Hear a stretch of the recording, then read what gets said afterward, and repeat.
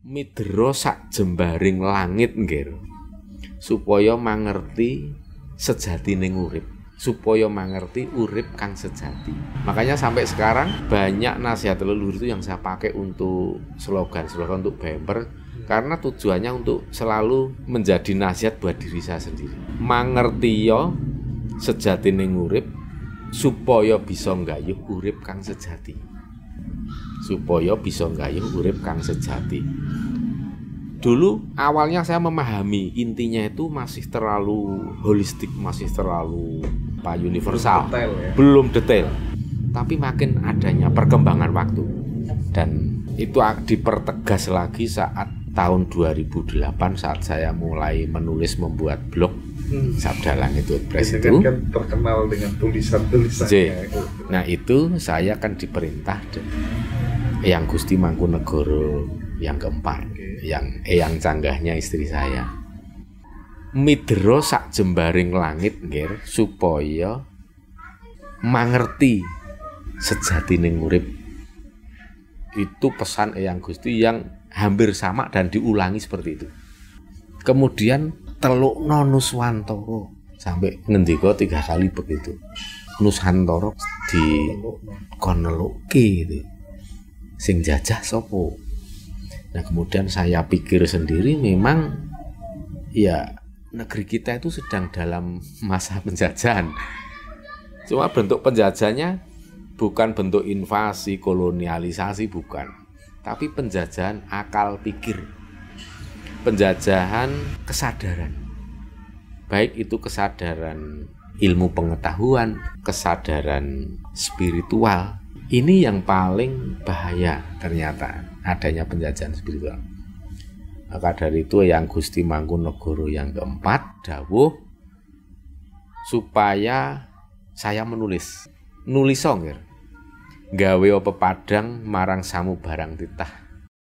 Ing besok tulisanmu kuwi bakal migunani tumrap wong akeh. Ya sudah, saya waktu itu mulai menulis. Apalagi kesempatan saya waktu itu harus menunggu istri sakit karena habis diangkat kantong empedu dan harus istirahat total selama 3 bulan. Nah saya waktu gunakan untuk merawat istri secara intensif. Saya nggak mau sewa suster, saya nggak mau sewa atau minta bantuan siapa-siapa untuk menjaga setiap hari, merawat, meladeni ya.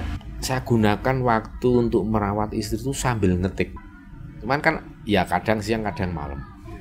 Nah pada saat saya ngetik malam hari, saya kaget karena ditegur Eyang Gusti. Ora pareng ngetik ana ing kahanan sing padang. Jadi aduh dos pundi Eyang. Jadi nggak boleh ngetik di dalam suasana yang diterangi lampu. Jadi yang ngetik hanya pakai laptop yang kecil waktu itu, yang apa adanya itu. Dan jadi saya harus meraba-raba keyboardnya, karena kan keyboard nggak ada yang nyala waktu itu, belum ada. Jadi saya hanya nulis remang-remang gitu. Kalau harus jelas gitu kan harus dilihat deket banget ya keyboard, karena ya berdasarkan lampu dari layar laptop. Nah dari situ Mas, saya mulai menggunakan yang namanya mata hati atau mata batin. Untuk mengetik, untuk meraba keyboard yang gelap tadi. Hanya saya mengalir, menikmati. Jadi saya ketika menulis itu posisi meditatif, maaf ya, saya praktekkan begini. Saya di lantai Mas, lesehan di bawah, tidak di atas meja. Saya di lantai begini. Saya kemudian mulai ngetik, saya pakai rasa. Jadi yang mulai saya tulis itu bukan yang ada di dalam pikiran, tetapi yang ada di dalam hati. Saya ketik apa yang di dalam hati. Kadang saya tuh sambil agak pejam mata. Itu ternyata saya lancar. Tingkat kesalahan di awal-awal memang ya kira-kira 30% tulisan saya itu kata-kata banyak huruf yang keliru. Tapi hanya berlangsung sekitar 2 minggu. Tingkat kesalahannya sudah tinggal sedikit sekali, paling hanya 5%. Meskipun saya ngetiknya kayak acak, nggak ngelihat keyboard, dan saya hanya seperti orang meditatif gini ngetik. Dan ternyata mata hati, mata batin kita tuh lebih terang benderang ketika melihat keyboard. Jadi kalau zaman dulu ada pelajaran ngetik dengan sistem buta 10 jari. itu kan apa namanya buta sistem mata buta atau apa. Jadi ngetiknya nggak lagi melihat tut. Kalau orang zaman sekarang pasti gumun, masa ya orang ngetik zaman dulu itu ada sistem dengan buta seperti itu ya, dengan menggunakan 10 jari. Ini ada rumus ya. Ini misalnya ini A, B, terus ini C, D, E. Nanti masing-masing jari sudah diberi tanda huruf mana. Jadi tidak akan keliru. Nah itu dengan pola ya. Itu teknik menggunakan pola jari kita agar supaya tidak salah memencet huruf. Saya hampir sama seperti itu, tapi saya lebih menggunakan rasa. Ketika ngetik akhirnya lancar dan saya membuat tulisan-tulisan di blog itu ya apa yang saya rasa, bukan apa yang saya pikir. Pikiran saya itu hanya membantu menjelaskan apa yang saya rasa. Saya harus menggunakan istilah apa, kalimat apa, dan saya usahakan tidak menggunakan istilah yang sulit, tidak menggunakan istilah yang rumit. Saya sederhanakan, Mas. Sebentar. Saya kesulitan memahami menulis apa yang ada di dalam rasa dan menulis apa yang ada di dalam pikiran. Gimana cara terapkannya gitu? Ya, kalau maaf ini jadi saya malah membawa ke arah yang nggak apa-apa kan, memang saya juga mau tanya soal itu nanti. Karena ini memang sulit dipahami bagi yang belum terbiasa. Jadi saya coba menjelaskan lebih sederhana ya. Sekarang gini, jenengan pernah tidak ketika berbicara secara spontan dengan teman-teman saat curhat? Saat curhat itu jenengan pernah tidak terbata-bata? Pernah. Misalnya kesulitan memilih kata, kesulitan memilih kalimat.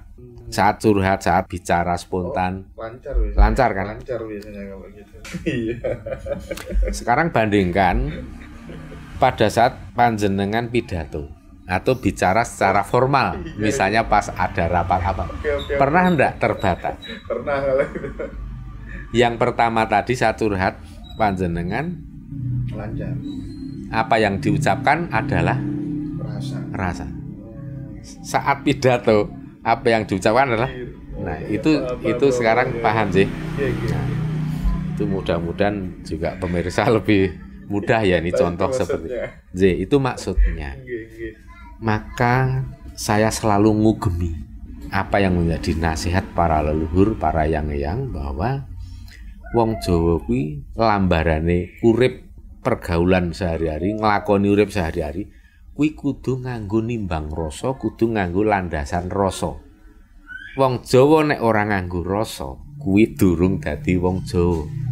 Mula wong Jawa diarani jiwa kang kajawa. Rasa itu kan ada di dalam jiwa, Mas. Kalau orang mengistilahkan secara sederhana itu dalam hati. Hati kita bicara. Sebenarnya bukan hati yang bicara. Hati itu kan benda fisik, organ yang ada di dalam diri kita. Tapi sesungguhnya yang bisa bicara di dalam diri kita itu jiwa atau soul. Soul atau jiwa ini yang membedakan spirit atau roh atau sukma. Mungkin nanti kalau belum mudah untuk memahami antara jiwa dan sukma nanti bisa kita bahas tersendiri. Nah, ketika jiwa kita yang berbicara, ya itulah rasa. Maka orang Jawa itu harus mengimplementasikan jiwa kita ke Jawa, kajawa dalam bentuk implementasi tindakan sehari-hari termasuk dalam bahasa tubuh atau body language. Makanya ada unggah-ungguh, ada sopan santun, tata cara. Itulah bentuk ungkapan dari jiwa. Ngaten. Jadi kalau orang Jawa, panjenengan siapapun yang merasa sebagai orang Jawa tetapi lupa tidak memanfaatkan unsur rasa, nah itu harus dikoreksi. Ngaten.